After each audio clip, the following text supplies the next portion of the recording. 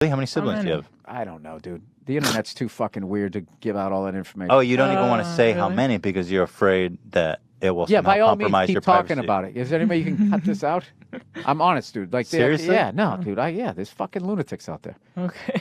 Whoa. Off the air, I'll tell you. All right. Jeez. I love how surprised he is. Jeez. Well, you can mention the amount. Absolutely crazy people out Okay, there. yeah. Whew. All right. I don't know why that got so flat. Well, that was awkward as hell. When I first checked my YouTube feed about a week ago and I saw that comedian Bill Burr was going to be on the H3h3 podcast, I was shocked to say the least. Bill Burr, comedian, real East Coast guy, actor, creator of the Netflix series F is for Family. He kind of cut his teeth in the New York comedy scene with such modern-day legends as Patrice O'Neal and Jim Norton. Bill Burr pretty much started one of the first podcasts ever, period, like back in 2007. I've been listening to Bill's podcast since about 2008. And then you got Ethan Klein, YouTuber, podcaster in his own right, very successful podcast that I think most people thought was okay at first, and now everyone's just kind of getting annoyed by it. And he's kind of this aficionado of this, YouTube meme culture. So basically what I'm trying to say is you could not have picked two totally different people in the comedy spectrum to get together and have an interview.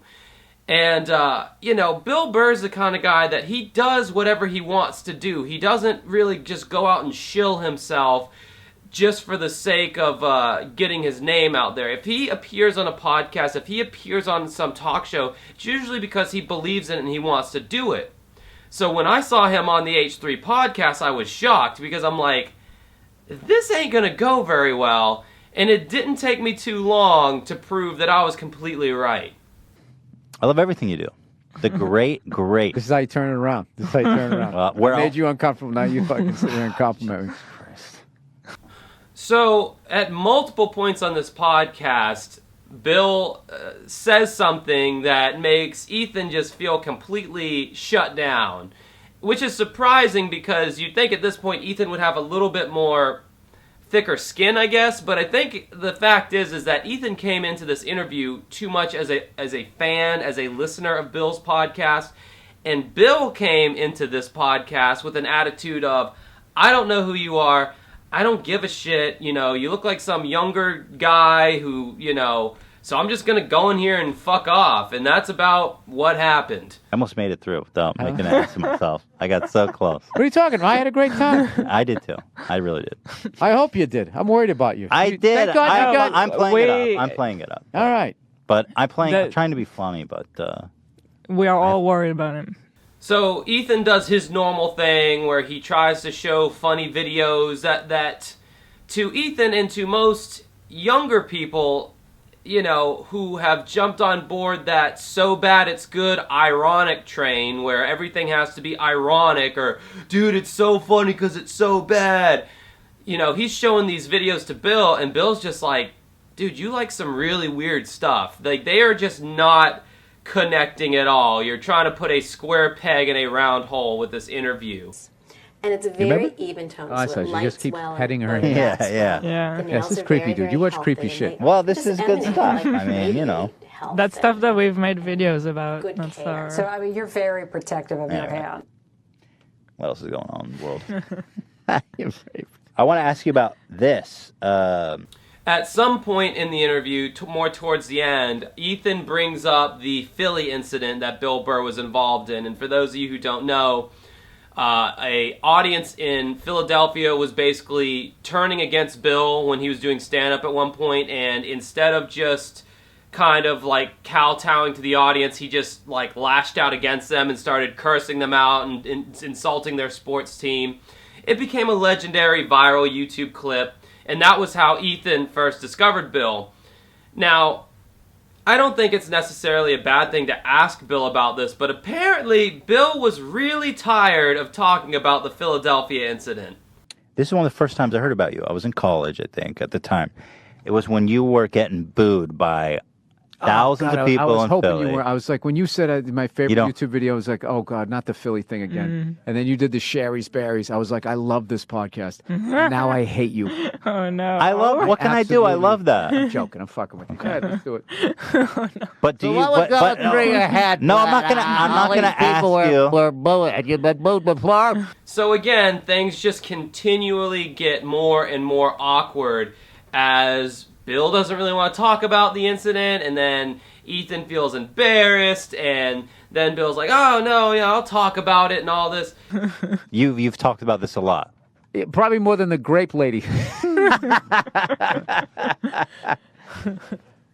I didn't realize. No, but go ahead. Let's do it. Well, Let's now do it. I frankly, I like making you. I like to skip it. I like making you uncomfortable. Well, what am I supposed to? Well, what am I? Yeah, right. And now, what do you want me to be? Well, what was going through your head, Bill, when you're getting booed by all those people? I don't know. Now, I feel like stand-up comedians, I know this for a fact, they hate talking about their bits as far as like their comedy bits. Like if they go on a radio show and the radio guy will be like, so I heard that you really like kittens, and the comedian will have a bit about kittens, and that's supposed to be some segue for the comedian to do their bit on the radio. They don't like doing that kind of stuff, and it's generally seen as kind of hacky to ask a comedian like Bill, who is as seasoned as Bill is, just some real like obvious shit that he's probably talked about a million times. Kind of shows how Ethan's not the best interviewer in the world. I don't think anybody will argue that. However, at the end of the day, this interview was a train wreck because you had two totally different people on the opposite ends of the comedy spectrum. You had Bill, the old school entertainer, and then you have Ethan, the new school of entertainment that all the kids are flocking to, and they're just not mixing together well.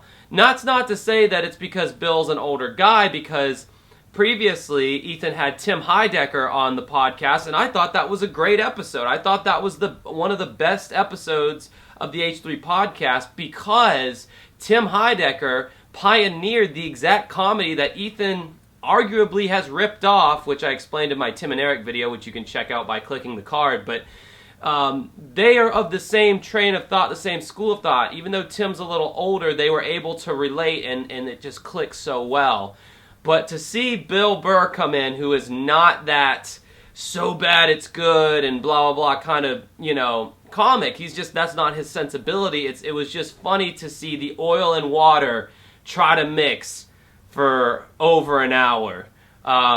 That's just a short video. I wanted to give my take on this because I've been keeping up with Ethan's stuff. I'm just a middle-of-the-road fan when it comes to h3h3. I'm not a big fan, and I'm not the biggest fan of Bill Burr either, but I like both their content, and seeing these two worlds collide as they did, I thought was just interesting, to say the least. Make sure you check out some of my other content. This is just a short video. I got some videos around me that will show you the other stuff that I've done that will maybe relate to this, maybe not. I got some bigger videos coming down the pike, and until next time, enjoy the rest of your night.